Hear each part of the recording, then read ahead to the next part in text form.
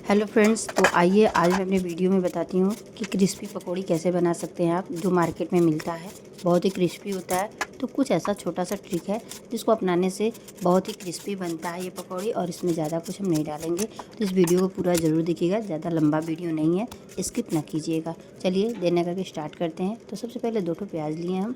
2 प्याज को अच्छे से कट करेंगे, बिल्कुल बारीक सा कट नहीं करना है, क्योंकि पकौड़ी प्याज वाला पकौड़ी जब बनेगा, लच्छेदार बनाएंगे, तो उसमें प्याज उभर के आना चाहिए। तो ज़्यादा बिल्कुल बारीक कट कर देंगे तो थोड़ा सा मैश हो जाता है, मिक्स हो जाता है।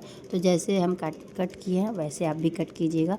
उसके बाद इसमें थोड़ा सा बेसन, और इसी के साथ हम इसमें 2 चम्मच चावल का आटा डाले हैं। अगर आपके पास चावल का आटा नहीं है तो थोड़ा सा सूजी डाल दीजिए, या फिर आप कॉर्नफ्लोर डाल दीजिए। बहुत ही क्रिस्पी बनता है ये पकौड़ी, और ट्राई ज़रूर कीजिएगा। और उसके बाद फिर इसको अच्छे से मैश करेंगे। पानी हम तब तक यूज़ नहीं करेंगे जब तक इसको अच्छे से मिक्स कर ना लें और प्याज को अलग ना हो जाए। प्याज जब तक अलग ना हो जाए तब तक इसको अच्छे से मैश कीजिए।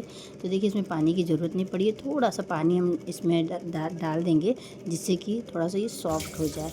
तो सबसे पहले इसको बिना पानी का ही मिक्स करना है। जब लगे कि हाँ पानी की ज़रूरत है तो थोड़ा सा पानी डाल दीजिए, क्योंकि प्याज में नमक जब पड़ता है तो थोड़ा सा प्याज पानी छोड़ता है, इस वजह से थोड़ा सा ही पानी इसमें डालिएगा।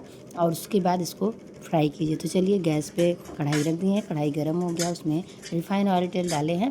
अब इसको हम पकौड़ी बनाएंगे, बहुत ही टेस्टी लगता है। और ये छोटा सा ट्रिक अगर आप अपनाएंगे तो बहुत ही टेस्टी पकौड़ी बनता है। अगर आपके पास चावल का आटा नहीं तो कॉर्नफ्लोर ज़रूर डालें, कॉर्नफ्लोर नहीं है तो फिर अरारोट ज़रूर यूज करें।